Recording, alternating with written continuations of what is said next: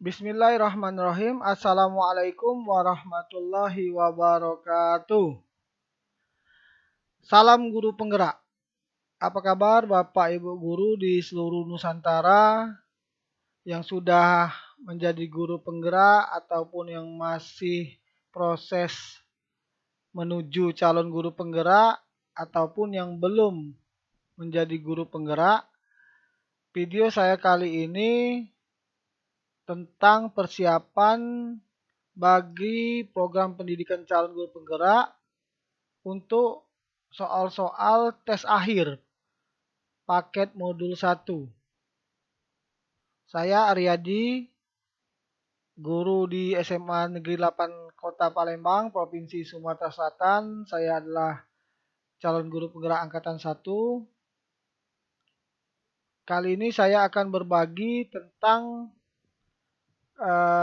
bisa disebut sebagai bocoran soal, tetapi belum tentu ini adalah soalnya. Paling tidak sesuai judul dari videonya adalah mempersiapkan bagi calon guru penggerak untuk menyelesaikan tes akhir pada paket modul 1 nantinya.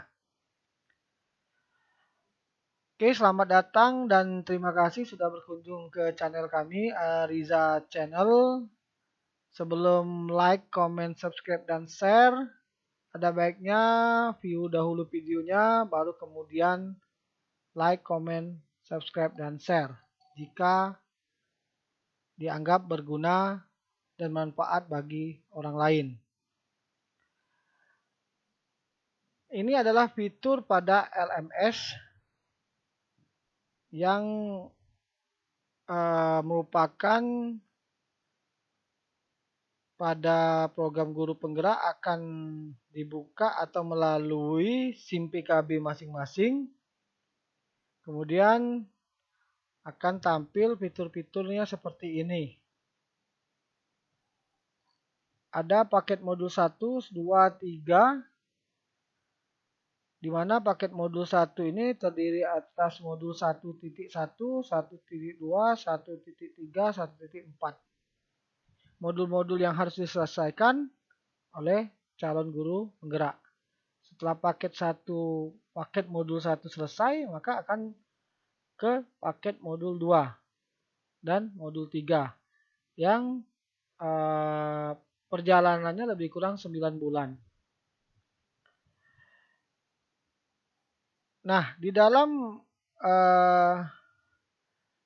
paket modul 1 pada modul 1.4, karena sudah melewati 1.1, 1.2, dan 1.3, semuanya nanti berproses baik tugas mandiri, tugas kelompok, kemudian video conference, dan sebagainya. Nanti bisa Bapak Ibu guru calon guru penggerak akan mengalaminya atau menjalaninya, dan pada akhirnya pada modul 1.4 yaitu 1.4C tes akhir paket modul 1. Nah, kalau kita klik yang ini, dia akan terdiri atas umpan balik peserta dan tes akhir. Maka tampilannya seperti ini ketika kita klik 1.4C, yaitu ada umpan balik peserta dan tes akhir. Nah, di tes akhir ini berisi soal-soal yang akan kita bahas pada berikutnya. Oke, kita masuk ke soal-soal pada tes akhir modul 1.4 yang merupakan akhir dari paket modul 1. Nah, ini adalah soal yang mungkin nanti kalau Bapak Ibu calon guru penggerak sampai pada tes akhir, bukan berarti ini adalah soalnya, tapi ini soal yang saya lalui. Saya lalui sebagai CGP angkatan pertama pada tes akhir modul 1. Nah, ini soalnya salah satunya ini, jadi ada 17 soal. Bisa dibaca, kemudian bisa dijawab apakah pilihannya atau bagaimana pilihan jawaban yang kita anggap benar setelah kita memahami pada proses modul 1.1 sampai 1.4. Sengaja saya tidak buat nomor karena bukan menjadi patokan wah inilah soal yang pasti nanti ditemui, tapi paling tidak sebagai persiapan atau bahan referensi bagi calon guru penggerak lainnya. Berikutnya, nih soalnya. Kemudian ini, anggaplah yang ketiga. Ki Hajar Dewantara menyatakan bahwa pendidikan budi pekerti dapat dilatih dengan menggunakan permainan anak-anak seperti permainan congklak yang dapat melatih olah pikir kan.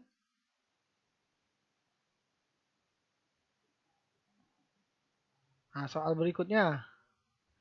Ki Hajar Dewantara menyampaikan bahwa kecerdasan budi pekerti adalah dasar pembentukan jiwa manusia. Dari pernyataan berikut, manakah yang merupakan gagasan Ki Hajar Dewantara mengenai budi pekerti? Pasti kemerdekaan anak adalah kebebasan budi pekerti. Budi pekerti diajarkan secara terus-menerus pada anak hingga ia mandiri. Budi pekerti membantu menuntut anak jadi manusia yang selamat dan bahagia. 3 ini pasti. Ini 3. Kalau tidak 1-3, ya. Kemerdekaan anak adalah kebebasan budi pekerti. Bisa juga 2-3. Jadi bisa 1-3 atau 2-3. Yang pasti 3 ini. Kemudian yang lainnya. Ya, antara lain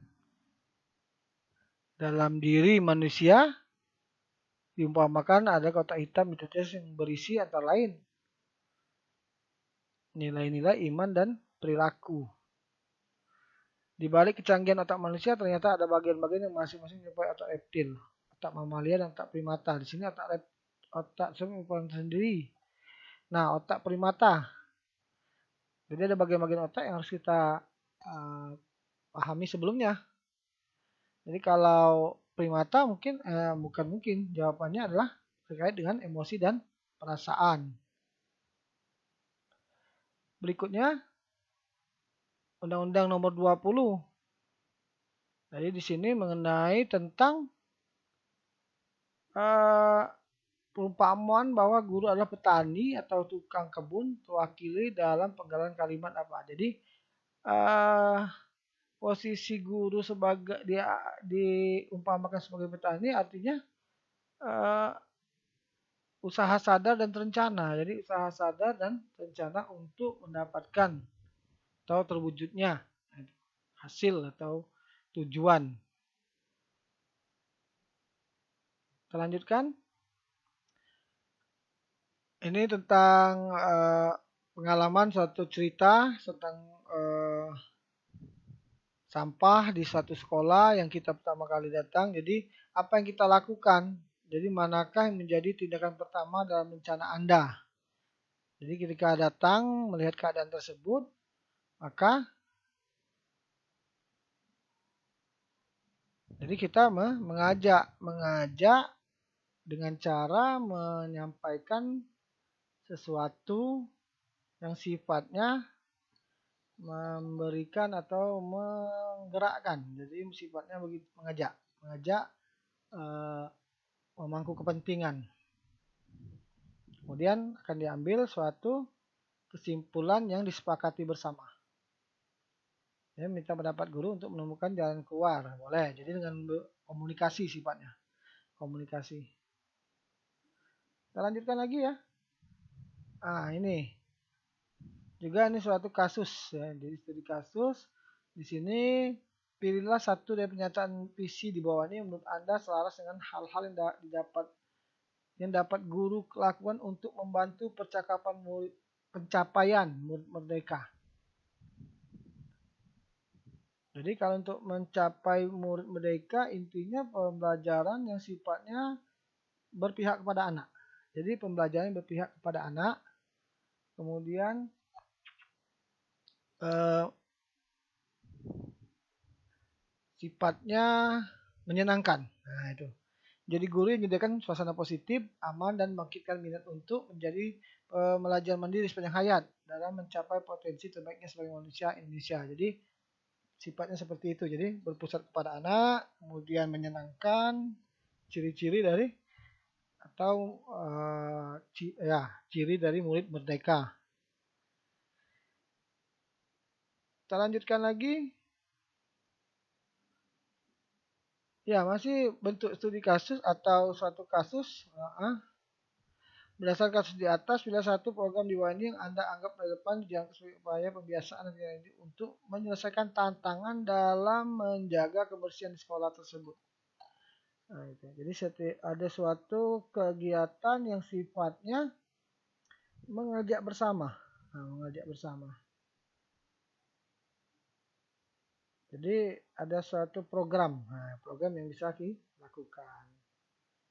Misalnya menggalakkan program Jumat bersih dan sebagainya dan sebagainya. Jadi bisa dilihat dari apa kasusnya, kemudian bagaimana tindakan atau aksi yang bisa kita lakukan berdasarkan pilihan yang tersedia ini. Berikutnya, perubahan yang positif dan konstruktif di sekolah biasa membutuhkan waktu. Jadi, mewujudkan visi yang dipercaya tentang murid merdeka dengan cara ini eksplorasi, paradigma, inquiry, apresiatif, dan berkolaborasi mengolah perubahan dan kekuatan sekolah. Jadi, paradigma inquiry apresiatif ini atau IA ini adalah berdasarkan keadaan atau kekuatan yang positif di lingkungan sekolah tersebut. Jadi melihat daripada hal-hal yang positif yang terus digalakkan. Jadi melihat hal yang positif dan itu adalah suatu kekuatan. Itu yang disebut dengan paradigma inquiry apresiatif. Berikutnya, yang termasuk salah satu indikator umpan balik yang efektif. Nah ini. Jadi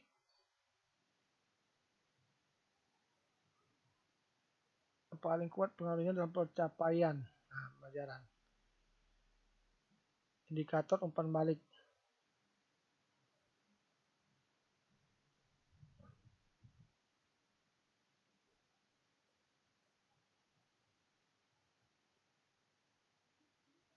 Ya, menyelesaikan bagaimana menyelesaikan. Ya, sifatnya ada tahapan-tahapan bimbingan di dalamnya. Kita lanjutkan lagi. Bukan termasuk tujuan dari sekolah sebagai institusi pembentukan karakter. Yang bukan.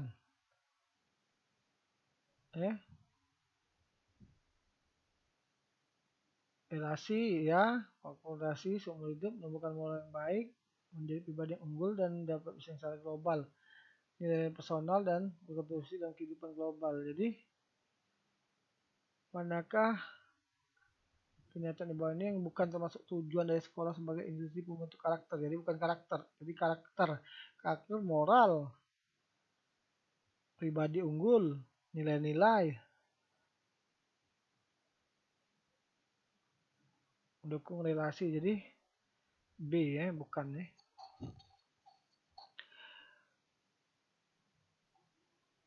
Selanjutnya,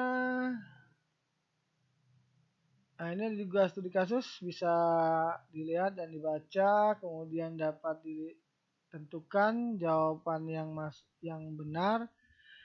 Apakah Bu Siti telah menerapkan disiplin positif yang mendukung terbentuknya budaya positif di kelas dan di sekolah?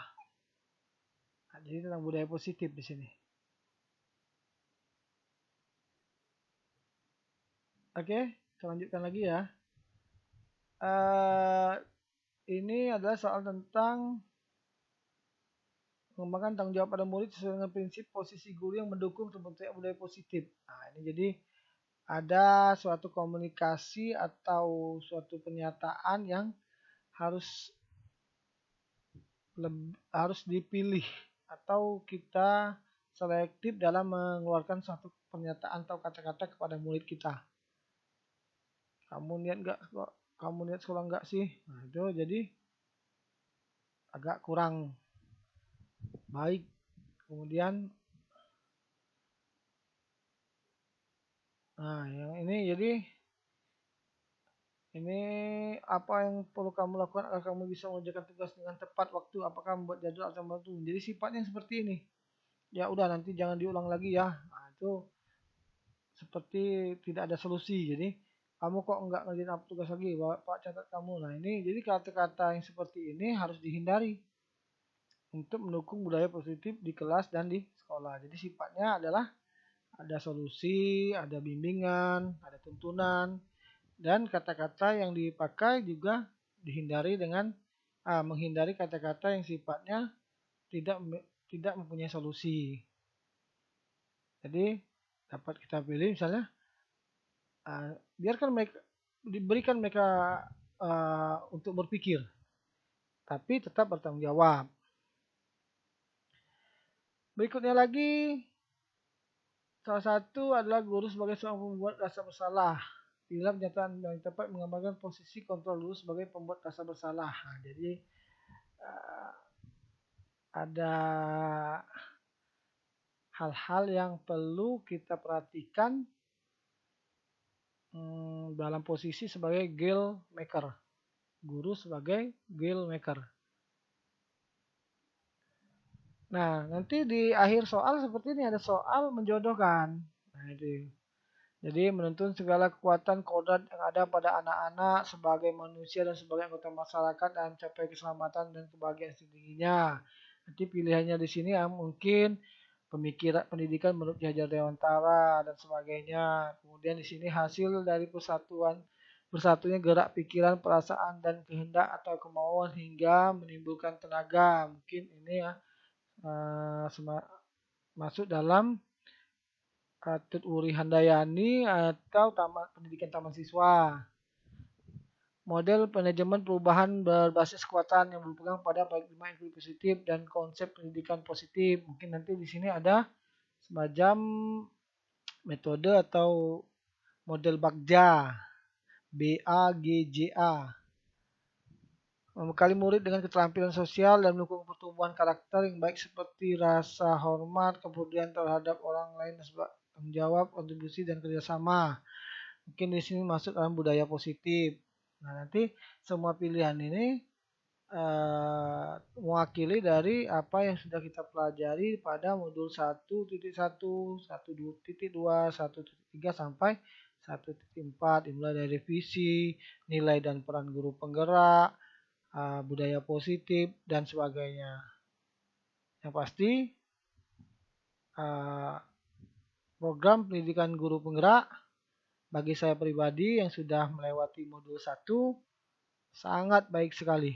Jika guru-guru seluruh Indonesia telah mengikuti dan selesai pendidikan guru penggerak, mungkin bisa terlihat hasilnya pada guru atau pendidikan di Indonesia. Ini merupakan bentuk usaha yang dilakukan oleh pemerintah melalui Kementerian Pendidikan dan Kebudayaan Republik Indonesia.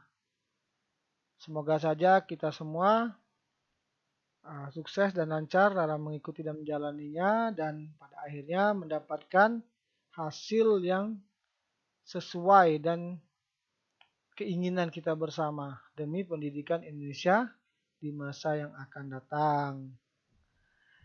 Terima kasih, jangan lupa like, comment, subscribe, dan share.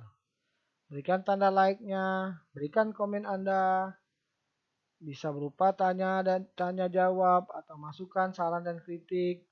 Kemudian yang belum subscribe silakan klik subscribe, aktifkan notifikasinya untuk mendapatkan video-video saya selanjutnya. Dan jika bagi Anda bermanfaat dan berguna dapat di-share seluas-luasnya. Terima kasih, mohon maaf atas segala kekurangan. Sampai bertemu lagi pada video-video saya selanjutnya di Ariza Channel. Terima kasih. Assalamualaikum warahmatullahi wabarakatuh.